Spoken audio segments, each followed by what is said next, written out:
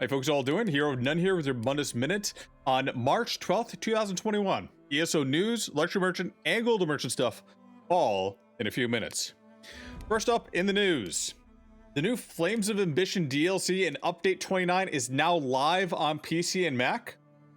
During this time, you're going to be able to enjoy the new champion system, several quality of life changes, and of course, the 2 new DLC dungeons, which are going to kick off the Gates of Oblivion chapter. Also note, there are other changes with Cyrodiil. If you haven't heard already, proc sets are currently disabled with Cyrodiil. Only places you're able to use proc sets will be in Battlegrounds and Imperial City.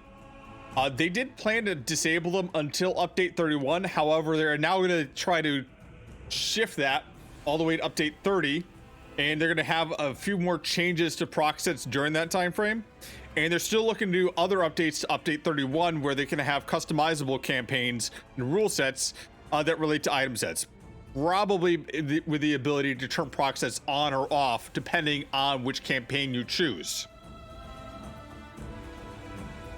Let us take a look at the Luxury Merchant and the Golden Merchant for tonight.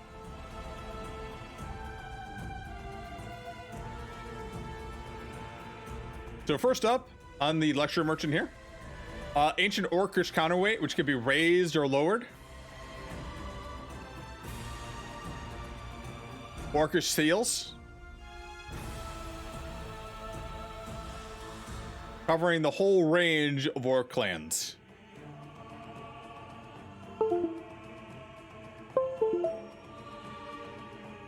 Also for Golden Merchant, a Darok's Bard Amulet, which is actually a pretty good thieving set, but I would probably recommend go ahead, just get the blue. You don't have to get purple even, like blue will work.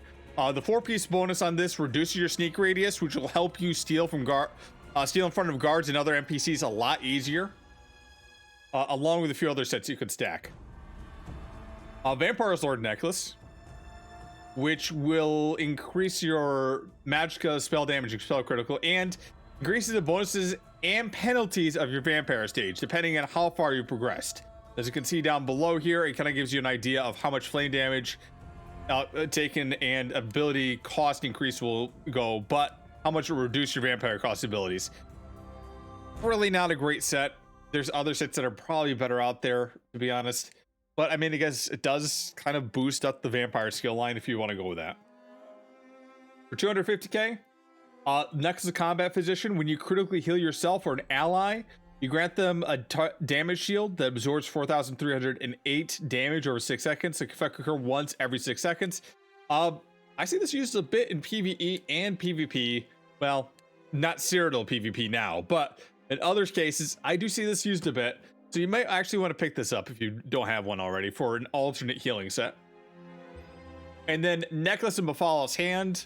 When you take damage, in case yourself in the case you encase the ground beneath you with webs for 5 seconds, reducing movement speed in a 4-meter radius for by 33%, and apply minor breach.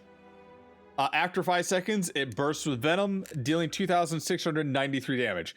It gives a whole lot of debuffs to it, but honestly, none of them are really great on their own, and the damage isn't that great either. Maybe you want to do it for a theme set, but otherwise, I'd probably skip this one. The helms on sale for today are Kraz and Sets of the Rakazans. Both of these are super easy dungeons. I'd probably just say skip buying them and just run the dungeons. I mean, if you're having really hard RNG trying to get a medium, a light, a heavy out of these, maybe, but honestly, probably easier just running the dungeons. Anyways, I'm Hero of None. That's the Mundus Minute. See you all in Tamriel.